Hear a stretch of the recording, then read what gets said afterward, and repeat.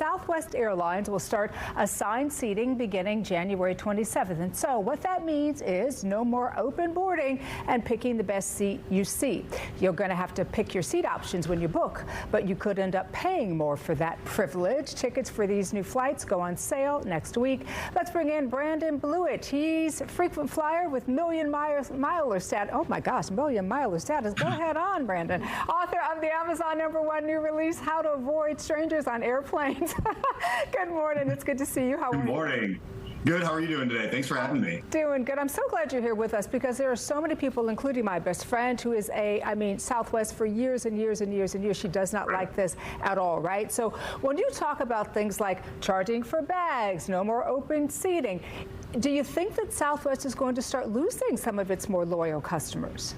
I think it depends on which type of customer you're talking about. People I know that fly Southwest weekly for work, they already have status built up. So because of that status, they can check their bags for free. They're also given priority boarding. There are also people that probably like me that travel weekly.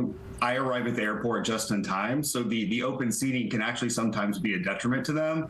But I do agree that leisure travelers, people going on vacation, people traveling with families, it does present a set of issues that I think may force some of those folks either to go to, a legacy carrier like Delta, American, or United, or search for those bargains at Spirit, Frontier, and Allegiant. You know, what I find interesting is that people were so loyal to Southwest because of these perks that they were getting, right? But now they're pretty much like all the other carriers. What's different? It's interesting. There's so many changes going on in the airline industry. And I think that the investor view really tells the story. Airlines last year took in, I think, $7.2 billion in revenue and baggage fees. And a Senate study that was released last fall said that between 2018 and 2023, selections for premium seats were $12.3 billion in revenue for that 5 or 6 year period. So you know that the shareholders were looking at that and saying, hey, there's a lot of lost revenue here. Similarly, in the airline industry, with the emergence of these budget airlines, Southwest sort of found itself in this middle ground. And I think that if you look at retail department stores that used to exist that really couldn't fill that gap where Target or Amazon became cool and easy to shop at, I think Southwest was really looking for a strategy to make sure they didn't go the way of a Mervyn's or a similar department store. And you want to satisfy those shareholders, right? When you're traded on the stock exchange, that's kind of the way it goes. So I guess here's another question for you. Is it better to be part of a loyalty program or just kind of look for the cheapest flights? I do both. I do have loyalty programs, but I also, if I find a flight that's cheaper, it may not be on my airline of choice, but I'm going to book that flight because it's a little less expensive.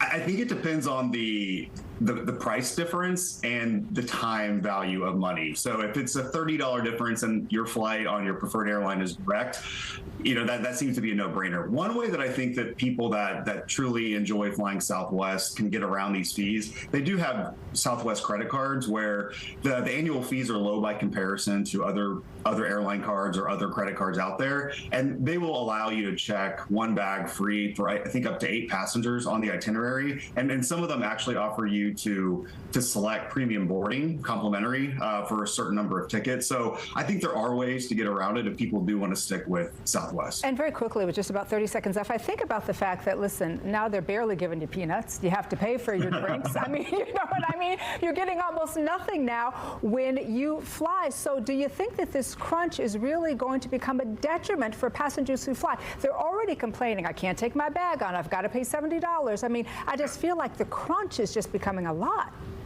I feel that I never have enough time to stop and get snacks, and the snacks on board anyway are not enjoyable. So my advice is always bring a refillable water bottle, fill it up at the airport, and pack your own snacks because they're also not going to be $10 for a bag of M&Ms. A little tiny bag of M&Ms. Yeah, exactly. Exactly. All right, Brandon, good information, friend. Thanks for being with us this morning. Thanks for having me, Danielle. I appreciate you.